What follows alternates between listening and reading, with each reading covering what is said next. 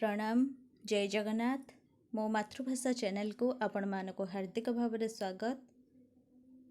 तो आज आम प्राबंधिक विश्वनाथ करंक रचित प्रबंध महास्रोत संपर्क में दीर्घ प्रश्नोत्तर आलोचना करवा, जहाँकि आमर +3 6th सेमिस्टर DSC 3 यूनिट 3 रे रही अछि। तो जो मैंने आपण मानक चैनल मो मातृभाषा को सब्सक्राइब करना बा प्रथम करी ही चैनल को आसुचंती तो गोटे सब्सक्राइब कर दियंतु एवं पाखरे थिबा बेल आइकन ने ऑल ऑप्शन सिलेक्ट कर दियंतु, जहा फଳରେ मो वीडियो सर्वप्रथम आपणक पाखरे पहुँच पारिबो। तो चलंतु आरंभ करिबा। सेमिस्टर एग्जाम रे आमर जेमती प्रश्न आसे कि महास्रोत प्रबंधर नामकरण सार्थकता प्रतिपादन कर। तो मो पूर्वर मध्य जो कविता हेउ, क्षुद्र गल्प हेउ बा प्रबंध हेउ, जहाँ भी सब आलोचना करिछि तो सबु विषयर मु नामकरण संपर्क रे ही प्रश्न आनी थाए। कारण नामकरण संपर्क रे आलोचना कले संपूर्ण विषयटी को ही आलोचना करने को हुए। तो जेकोसी भी प्रश्न आसिले मध्य तो सही प्रश्नर उत्तर जदि पढ़िथिबो संपूर्ण भाव में उत्तर लिखिबारे कोनोसी असुविधा हेबो नहीं। सेतिपाई मो सबु विषयर नामकरण सार्थकता प्रतिपादन कर बा नामकरणर तात्पर्यता बुझाओ एपरि भाव में ही प्रश्न तैयारी करे। तो आज आमे देखिबा कौन पाई प्रबंधर नाम महास्रोत रखा जाइछि। तो से महास्रोत प्रबंधर नामकरणर सार्थकता से संपर्क में आमे आज आलोचना करिबा। आधुनिक ओडिया प्रबंध साहित्यर आद्य पर्याय जड़े बाग्मी, समाज संस्कारक और ब्राह्म धर्मावलंबी विश्वनाथकर लेखनी चालना करिथिले। से एकाधारे प्राबंधिक, समालोचक, संपादक, संस्कारक और साहित्य संगठक कहिले ठीक हेब। आलोच्य महास्रोत प्रबंध बाग्मी विश्वनाथकरंक एक बहुचर्चित प्रबंध। एथिरे प्राबंधिक महास्रोतर महनीयता और एहाकू विरोध न करी बंधु भाव में ग्रहण करने को आह्वान देइछंती। तो आधुनिक ओडिया प्रबंध साहित्यर आदि पर्याय आसीथिले किए ना विश्वनाथकर। से थिले बाग्मी, समाज संस्कारक एवं ब्राह्म धर्मावलंबी। तो से एकाधारे थिले प्राबंधिक, समालोचक, संपादक, संस्कारक और साहित्य संगठक। तो एठारे प्राबंधिक विश्वनाथकर महास्रोतर महनीयता को प्रतिपादित करिछंती एवं एहाकू विरोध न करी ताहाकू बंधु भाव में ग्रहण करने को आह्वान देइछंती। एही महास्रोतर गति अविश्रांत, लक्ष्य ही महान उद्देश्य साधन। आउ एकथा सत्य जे मूर्ख, अपंडित और दाम्भिक व्यक्ति से ही महास्रोतरे इतस्तत भाव भासी उच्च स्वर रे मर्मभेदी चित्कार सह कूल को जेतेबेले उठिबाकू प्रयास करे सेतेबेले तार समस्त चेष्टा दंभ भांगी जाए। तो ये महास्रोतर गति होछि अविश्रांत, जेतेबेले तार लक्ष्य ही एकमात्र उद्देश्य साधन होइथाए। तो कथा सत्य जे मूर्ख, अपंडित और दाम्भिक व्यक्ति से महास्रोतरे इतस्तत भाव भासी उच्च स्वर रे मर्मभेदी चित्कार सह कूल को जेतेबेले उठिबाकू प्रयास करिथाए सेतेबेले तार समस्त चेष्टा दंभ भांगी जाए। महास्रोतर कबलरू केही आज पर्यंत उद्धार पाई नहीं कि पाइबार कोनोसी भविष्यतर संभावना मध्य नाही। प्राबंधिक एही सर्वग्रासी महास्रोतर भयावहता को उदाहरण रूपे ग्रहण करिछंती। भुवन विजयी महावीर, सिकंदर, सीजर, नेपोलियन, महारथी भीष्म, द्रोण, कर्ण, अर्जुन प्रभृतिंकर महास्रोतर समक्षरे नतमस्तक। अर्थात तांक मतरे महास्रोतर कबलरू केही आज पर्यंत उद्धार पाई नाहंती किंबा पाइबार मध्य कोनोसी संभावना नहीं। तो यही जो सर्वग्रासी महास्रोतर भयावहता को प्राबंधिक विभिन्न प्रकार उदाहरण माध्यम वर्णना करिछंती। तो भुवन विजयी महावीर हुअन्तु, सिकंदर हुअन्तु, नेपोलियन हुअन्तु बा महारथी भीष्म, द्रोण, कर्ण, अर्जुन ତ ସମସ୍ତଙ୍କୁ ନେଇ ଏହି ମହାସ୍ରୋତ ପ୍ରବନ୍ଧଟିକୁ ଉଦାହରଣ ମାଧ୍ୟମରେ ବର୍ଣ୍ଣନା କରିଛନ୍ତି। ଇତିହାସ ଠାରୁ ଆରମ୍ଭ କରି ପୁରାଣ, ବିଜ୍ଞାନ, ଶିଳ୍ପ ସମସ୍ତେ ଏହାର କୀର୍ତ୍ତିଗାନ କରନ୍ତି। ମହାସ୍ରୋତ ନିକଟରେ ମାନବ ଆଜି ଗୋଟିଏ କ୍ରୀଡ଼ା ସାମଗ୍ରୀ। କାରଣ ମଣିଷ ହସୁଛି ଏବଂ କାନ୍ଦୁଛି, ମହାସ୍ରୋତର ପ୍ରଚ୍ଛନ୍ନ ଶକ୍ତି ବଳରେ ମଣିଷ ନିୟନ୍ତ୍ରିତ। ସର୍ବତ୍ର ଏହାର ପ୍ରଭାବ ଅପ୍ରତିହତ। ସଚରାଚର ବିଶ୍ୱ ବ୍ରହ୍ମାଣ୍ଡର ଯେବେ ଆଦି ଅନ୍ତ କିଛି ନଥିଲା, ସେତେବେଳେ ଅନ୍ଧାରର ଗହଳି ମଧ୍ୟରେ ମହାସ୍ରୋତ ମହାବେଗରେ ପ୍ରଧାବିତ ଥିଲା। ତ ଇତିହାସ ଠାରୁ ଲକ୍ଷ୍ୟ କଲେ ଦେଖାଯାଏ କି ପୁରାଣ, ବିଜ୍ଞାନ, ଶିଳ୍ପ ତ ସମସ୍ତେ ଏହାର କୀର୍ତ୍ତିଗାନ କରନ୍ତି। କାହାର? ନା ମହାସ୍ରୋତର। ତ ମହାସ୍ରୋତ ନିକଟରେ ମାନବ ହେଉଛି ଗୋଟେ କ୍ରୀଡ଼ା ସାମଗ୍ରୀ। କାରଣ ମଣିଷ ହସୁଛି ଏବଂ କାନ୍ଦୁଛି ଏବଂ ମହାସ୍ରୋତର ପ୍ରଚ୍ଛନ୍ନ ଶକ୍ତି ବଳରେ ମଣିଷ ନିୟନ୍ତ୍ରିତ ହୋଇଥାଏ। ସଚରାଚର ବିଶ୍ୱ ବ୍ରହ୍ମାଣ୍ଡର ଯେବେ ଆଦି ଅନ୍ତ କିଛି ନଥିଲା, ସେତେବେଳେ ଅନ୍ଧାରର ଗହଳି ମଧ୍ୟରେ ମହାସ୍ରୋତ ମହାବେଗରେ ପ୍ରଧାବିତ ଥିଲା। ମହାସ୍ରୋତର ପ୍ରଭାବରେ ଅନ୍ତରିକ୍ଷ ଏବଂ ମହାସାଗରର ସୃଷ୍ଟି, ଏପରିକି କୋଟି କୋଟି ଜୀବନର ଆବିର୍ଭାବ ଓ ତିରୋଭାବ। ଅର୍ଥାତ୍ ମହାସ୍ରୋତ ଦ୍ୱାରା ସମସ୍ତେ ବା ସର୍ବତ୍ର ପ୍ରଭାବିତ ହୋଇଥାଏ। ତ ସଚରାଚର ବିଶ୍ୱ ବ୍ରହ୍ମାଣ୍ଡର ଯେବେ ଆଦି ଅନ୍ତ କିଛି ନଥିଲା, ସେତେବେଳେ ଅନ୍ଧାରର ଗହଳି ମଧ୍ୟରେ ମହାସ୍ରୋତ ମହାବେଗରେ ପ୍ରଧାବିତ ଥିଲା। ତ ମହାସ୍ରୋତର ପ୍ରଭାବରେ ଅନ୍ତରିକ୍ଷ ଏବଂ ମହାସାଗରର ସୃଷ୍ଟି, ଏପରିକି କୋଟି କୋଟି ଜୀବନର ଆବିର୍ଭାବ ଏବଂ ତିରୋଭାବ। ତ ଅନେକ ପରାକ୍ରମଶାଳୀ ବୀରର ଉଦୟ ଓ ବିଲୟ ଏହାରି ଦ୍ୱାରା ସମାହିତ ହୋଇଛି ବୋଲି ପ୍ରାବନ୍ଧିକ ମତ ଦେଇଛନ୍ତି।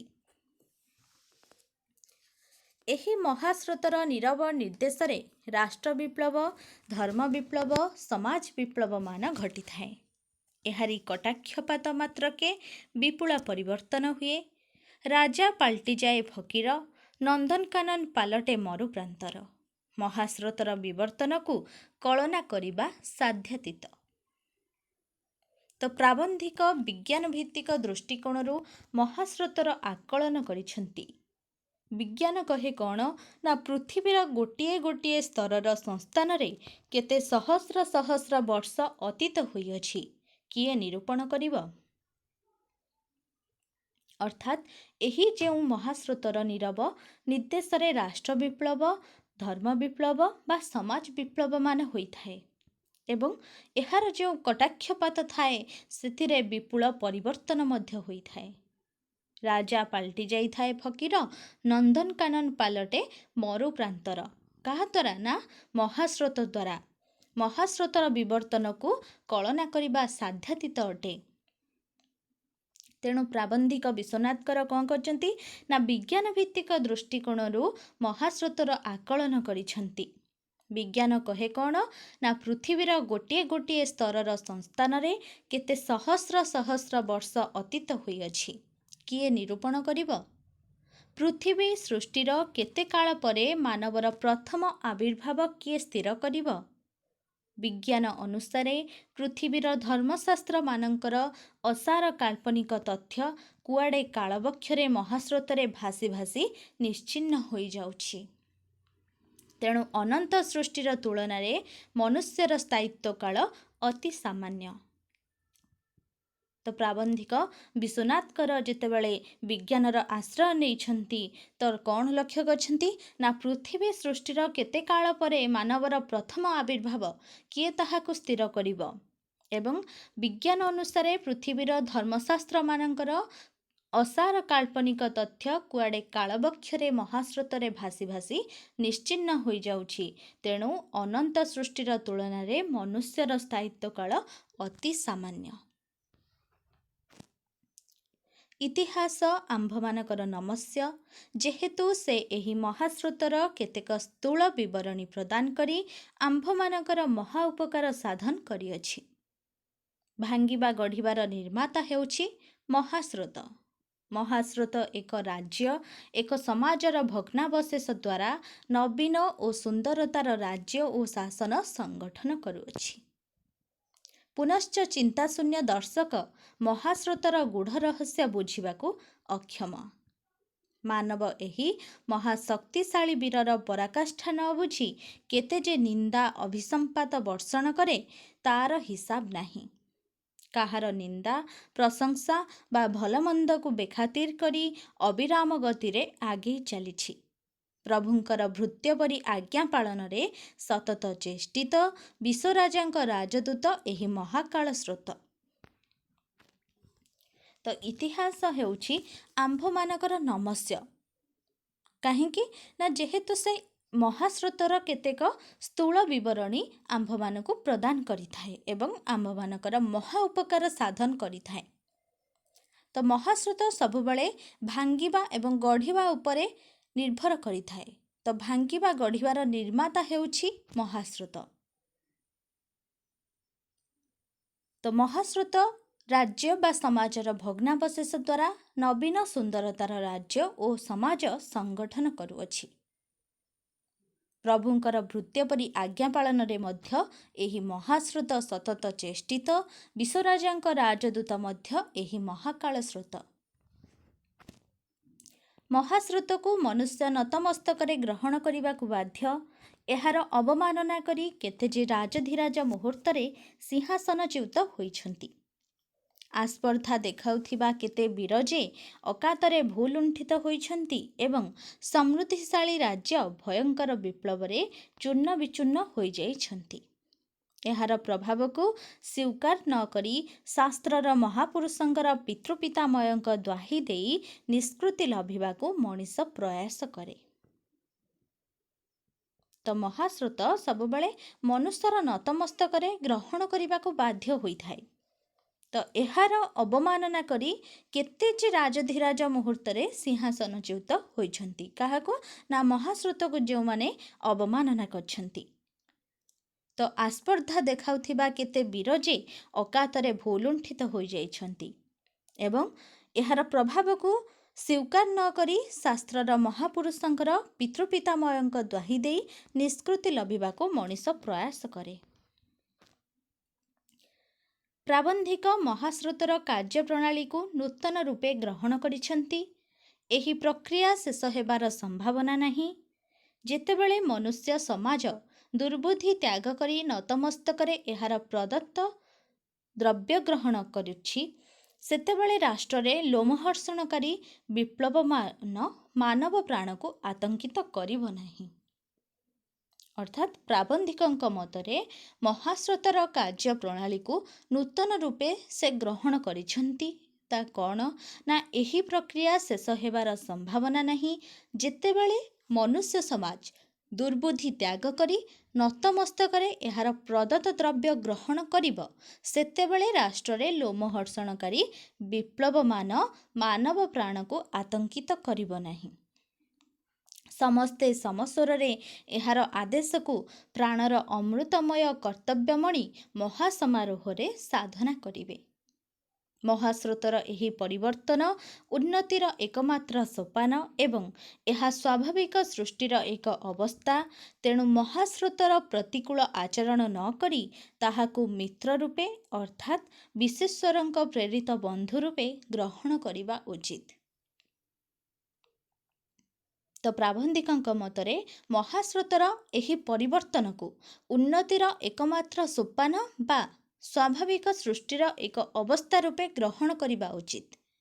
ତ ମହାସ୍ରୋତର ପ୍ରତିକୂଳ ଆଚରଣ ନ କରି ତାହାକୁ ମିତ୍ର ରୂପେ ଅର୍ଥାତ୍ ବିଶ୍ୱେଶ୍ୱରଙ୍କ ପ୍ରେରିତ ବନ୍ଧୁ ରୂପେ ଗ୍ରହଣ କରିବା ଉଚିତ ବୋଲି ପ୍ରାବନ୍ଧିକ ଯେପରି ମତବ୍ୟକ୍ତ କରିଛନ୍ତି, ତାହା ବେଶ୍ ପ୍ରାଣସ୍ପର୍ଶୀ ହୋଇଛି ଓ ମୌଳିକ ପ୍ରବନ୍ଧର ମହନୀୟତାକୁ ପ୍ରତିପାଦିତ କରିପାରିଛି। ତ ଏହା ହେଉଛି ଆଜିର ବିଶ୍ୱନାଥ କରଙ୍କ ରଚିତ ପ୍ରବନ୍ଧ ମହାସ୍ରୋତ ସମ୍ପର୍କରେ ଦୀର୍ଘ ପ୍ରଶ୍ନୋତ୍ତର ଆଲୋଚନା। କ'ଣ ପାଇଁ ପ୍ରବନ୍ଧର ନାମ ମହାସ୍ରୋତ ରଖାଯାଇଛି ବା ମହାସ୍ରୋତ ପ୍ରବନ୍ଧ ନାମକରଣର ସାର୍ଥକତା। आशा करुछि ଏହା ଆପଣମାନଙ୍କ ପାଇଁ ବହୁତ ଉପାଦାୟ ହେବ। ତ ଭିଡ଼ିଓ ଭଲ ଲାଗିଥିଲେ ଲାଇକ୍ କରିବାକୁ ଆଦୌ ଭୁଲିବେନି ଏବଂ ସାଙ୍ଗମାନଙ୍କୁ ମଧ୍ୟ ସେୟାର କରିଦେବେ, ଯାହାଫଳରେ ସେମାନେ ମଧ୍ୟ ଉପକୃତ ହୋଇପାରିବେ। ତ ରହୁଛି, ସମସ୍ତେ ଭଲରେ ରୁହନ୍ତୁ, ଖୁସିରେ ରୁହନ୍ତୁ। ଧନ୍ୟବାଦ।